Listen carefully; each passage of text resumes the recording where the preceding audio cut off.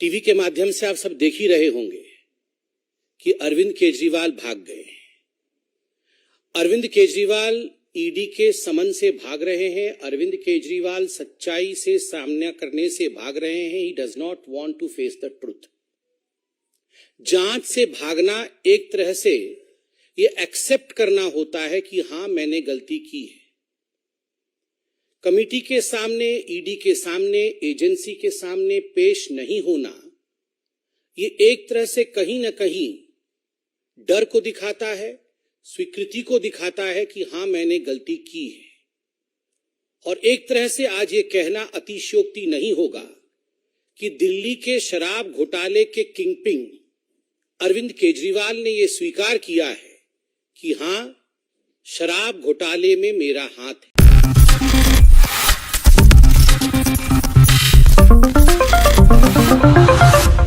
Next 9 news में आपका बहुत बहुत स्वागत है। मैं हूं आपके साथ अब्रारुल हक रहमान। दर्शकों, भारतीय जनता पार्टी अरविंद केजरीवाल के खिलाफ लगातार आग बबूला है क्योंकि उनके ऊपर भ्रष्टाचार के आरोप लगे और बीजेपी इसको लेकर के प्रदर्शन कर रही है। कई तरीके से ये बात जनता के बीच सार्वजनिक कर रही है कि जो लोग जो है आंदोलन से निकले, भ्रष्टाचार के खिलाफ आंदोलन करते हुए, आज वो खुद भ्रष्टाचार में संलिप्त है। और इस पूरे मामले पर जितने बड़े पैमाने पर राजनीति की जा रही है, इसको लेकर के कहीं ना कहीं माना जा रहा है कि आम आदमी पार्टी के वोट बैंक में जो है इसका सीधे तौर पर असर जो है वो देखने को मिल सकता है। बीजेपी पहले से भी, चाहे वो संजय सिंह का मामला हो, मनीष सिसोदिया का, सत्येंद्र जैन का, मानतुल्लाह खान का, इन तमाम मामलों पर खुले तौर पर अपने पक्ष को रख रही थी। लेकिन अब जबकि प्रदेश के मुख्यमंत्री इस पूरे मामले में फंस रहे हैं, तो जाहिर सी बात कि उनके पास एक बड़ा मुद्दा है और इसको लेकर के वो साफ तौर पर ऐलान कर रहे हैं कि जो है अरविंद केजरीवाल को इस पूरे मामले पर इस्तीफा सौंप देना चाहिए। इस पर बीजेपी का क्या पक्ष है वो सुनिए। बतौर इस पूरे केस से जुड़े होने के नाते यथाशीघ्र पूछताछ में आए, तथ्यों को सामने रखे ताकि 6 से 8 महीने के अंदर ये इन्वेस्टिगेशन कंप्लीट हो। मगर क्या कारण है कि अरविंद केजरीवाल कोऑपरेट नहीं कर रहे हैं और क्या कारण है अरविंद केजरीवाल जी सुप्रीम कोर्ट के कहने के बावजूद ये केस जल्दी समाप्त हो उस पर ध्यान नहीं दे रहे? क्या मनीष सिसोदिया जी बेल में बाहर आए? क्या मनीष सिसोदिया जी अंदर ही रहे? क्या चाहते क्या है आखिर ये आम आदमी पार्टी के सुप्रीमो अरविंद केजरीवाल जी? मुझे तो आश्चर्य होता है, उन्होंने अपने पैराग्राफ में यह भी लिखा है चिट्ठी में कि दिवाली आ रही है इसलिए मुझे छूट दे दी जाए क्योंकि मैं गवर्नेंस में भी हूं, मैं चीफ मिनिस्टर भी हूं, 2 हफ्ते के अंदर दिवाली आ रही है। वाह, आज दिवाली आ रही है तो ईडी आपसे पूछताछ ना करे। उसके बाद क्रिसमस होगी 25 तारीख को तो ईडी आपसे पूछताछ ना करे। फिर 31 तारीख को तो आपको न्यू ईयर मनाना ही होगा तो ईडी आपसे पूछताछ ना करे। फिर संक्रांति भी आ रही है 14 जनवरी को तो फिर ईडी आपसे पूछताछ ना करे। केवल इतना ही नहीं, आपने कहा मिजोरम में, मध्य प्रदेश में, तेलंगाना में, इन 5 राज्यों में चुनाव है इसलिए ईडी हमसे पूछताछ ना करे क्योंकि मैं रोड शो करूंगा। मतलब ये सारे त्योहार जब खत्म हो जाएंगे उसके बाद 24 का चुनाव भी आ जाएगा। मतलब ईडी अरविंद केजरीवाल से पूछताछ ही ना करे क्योंकि कभी होली है कभी दिवाली है और इसके प्रिटेक्स्ट में अरविंद केजरीवाल जी ईडी से भाग रहे हैं। ये केवल एक्सेप्टेबिलिटी है कि हमने चोरी की है। भारतीय जनता पार्टी ने डे 1 से 7 सवाल पूछे थे अरविंद केजरीवाल जी से, मनीष सिसोदिया जी से, संजय सिंह से। आज भी मैं जनता की ओर से ये 7 सवाल, ये दिल्ली की जनता नहीं, पूरे हिंदुस्तान की जनता की ओर से, भारत की जनता की ओर से ये 7 सवाल दोहरा रहा हूं। अरविंद केजरीवाल जी, आप जहां भी आज रोड शो कर रहे हैं वहां से प्रेस कॉन्फ्रेंस करके जवाब दे दीजिए ना। आप इस दूध का दूध और पानी का पानी कर दीजिए। इन 7 प्रश्नों का जवाब देके प्रश्न नंबर 1, क्या अरविंद केजरीवाल जी ये हकीकत नहीं है कि दिल्ली के एक्साइज पॉलिसी का इतिहास में पहली बार इस प्रकार का रवैया रहा कि जो शराब के ठेकेदार थे उनका कमीशन 5% से बढ़ा करके 12% किया गया? मतलब डबल से भी ज्यादा मुनाफा शराब के मित्रों को, शराब के ठेकेदारों को दिया गया और अपने राजस्व, दिल्ली के राजस्व पर कुल्हाड़ी मार करके ये किया गया। और यह भी बात सामने आई है कि इसमें से एक बहुत बड़ा हिस्सा पीछे घूम करके मनी ट्रेल के माध्यम से, मनी लॉन्ड्रिंग के माध्यम से आम आदमी पार्टी के अकाउंट में ही जा रही थी। दूसरा सवाल, जब आपने नई शराब नीति लागू की उससे पहले एक कमेटी बनाई गई थी एक्साइज डिपार्टमेंट के एक ऑफिसर राजीव धवन जी की अध्यक्षता में। उस कमेटी ने जो रिकमेंडेशन दिए थे कि होलसेल का काम सरकार को अपने पास रखना चाहिए, दूसरों को नहीं देना चाहिए, आपने एक्साइज डिपार्टमेंट के ऑफिसर के उस कमेटी के प्रावधानों को और उनके सजेशंस को दरकिनार करके न्यू एक्साइज पॉलिसी क्यों लागू किया, किसके फायदे के लिए किया? तीसरा सवाल, क्या यह हकीकत नहीं है अरविंद केजरीवाल जी कि आपने ब्लैक लिस्टेड कंपनी जिनको कभी ठेका नहीं देना था उनको भी आपने ठेका दिया?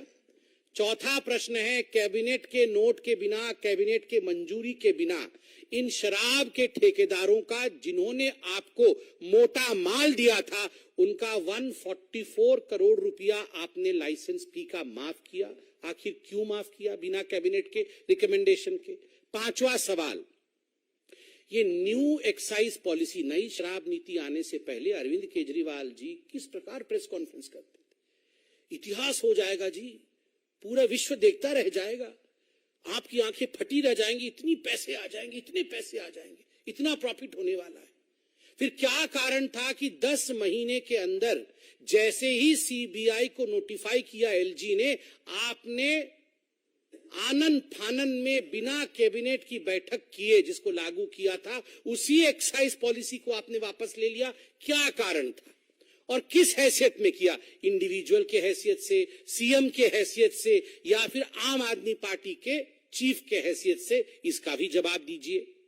छठा सवाल, ये सारा कुछ मैन्युफैक्चरर्स रिटेल में नहीं जाए, ये तो कानून है, आपने कानून को ताक में रखा, मैन्युफैक्चरर्स को रिटेल में भेजा, जिसके कारण कार्टेलाइजेशन हुआ या नहीं हुआ? इसका जवाब आप दीजिए। और सातवां और अंतिम सवाल, जो एयरपोर्ट अथॉरिटी ऑफ इंडिया थी, उसने एयरपोर्ट के पास जो शराब के ठेके खुलने वाले थे, उन ठेकों को एनओसी नहीं दिया। जो 30 करोड़ रुपए दिल्ली सरकार ने लाइसेंस के एवज उनसे लिया था, उसको आपने वापस क्यों कर दिया, जबकि वो पैसा जब्त होना था? ये 30 करोड़ रुपए आपने अपने मित्रों का वापस क्यों किया? इन सातों प्रश्न का जवाब अरविंद केजरीवाल जी, यहां पर करप्शन का कैंपेन करने के बाद आज आप रोड शो करने गए हैं, करप्शन शो करने के बाद रोड शो करने गए हैं। आप रोड शो के बाद प्रेस कॉन्फ्रेंस करके अगर इन सातों प्रश्नों का सटीक उत्तर दे देंगे तो हमें लगता है शराब का शराब और पानी का पानी हो जाएगा। हम सब इंतजार करेंगे इन प्रश्नों के उत्तर का। अरविंद केजरीवाल जी, भागिए मत, छुपिए मत, डरिए मत। अगर आपने गलती नहीं की है तो आपका बाल भी बांका नहीं हो सकता है, और अगर हां आप किंग पिंग हैं तो कितना भी भागने की कोशिश करिए, कहीं भी आप रोड शो करिए, एक न एक दिन करप्शन शो होके ही रहेगा। बहुत बहुत धन्यवाद मित्रों। रविकांत राय, टाइम्स नौ भारत।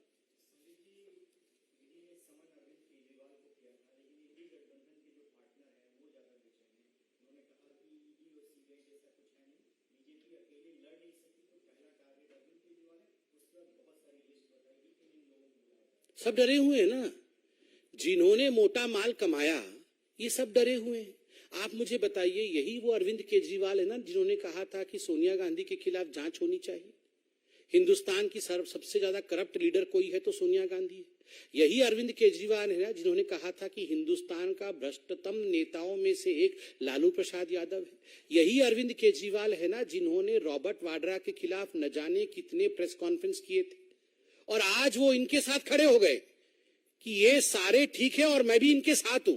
तो आप सोचिए, जो 2013 में ये कह रहे थे कि रॉबर्ट वाड्रा ये हैं, राहुल गांधी ये हैं, सोनिया जी ऐसी हैं, ठीक उसी प्रकार से आज अरविंद केजरीवाल उसी कटघरे में खड़े हैं। ये इंडी विंडी कुछ नहीं होता है, ये सब करप्ट गठबंधन है।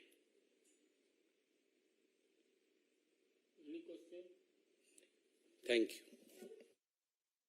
Pallavi.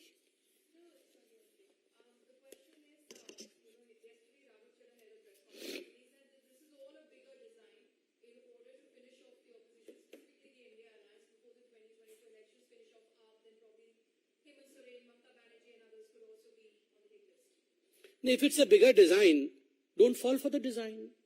Go and answer, go and meet the ED, go and answer the questions. The best way is not to run away. The best way is to face the truth. If the agency of the country has called you for questioning, face them. Don't you have faith on the courts of this country? Don't you have faith on the highest court of this country, that is the Supreme Court? If you have any doubt, go there. But astonishingly, the Supreme Court has nearly, in fact, stated the fact that we have found a trail of 338 crore as of now. So of course they don't have the answers. Thank you. तो आपने सुना दर्शकों, Bharatiya Janata party लगातार इस पूरे मामले पर एक ही मांग कर रही है कि प्रदेश के मुख्यमंत्री अरविंद केजरीवाल को अपने सीएम पद से इस्तीफा दे देना चाहिए, ताकि प्रदेश की जनता कम से कम एक भ्रष्टाचारी के हाथों से सरकार चलने में अपना जो है एक तरीके से कहीं ना कहीं खुद को अलग थलग कर सके, क्योंकि इस पूरे मामले पर यह भी माना जा रहा है कि इस समय अरविंद केजरीवाल के खिलाफ एक प्रेशर बिल्डअप करने की भी कोशिश की जा रही है, लगातार उनसे इस्तीफे की तलब की जा रही है। लेकिन इस पर उनका क्या पक्ष होगा, ईडी क्या करेगी, अगले समय को लेकर के ये देखना दिलचस्प होगा। फिलहाल इस खास रिपोर्ट में बस इतना ही। जुड़े रहें बड़ी खबरों के लिए नेक्स्ट 9 न्यूज़ के साथ।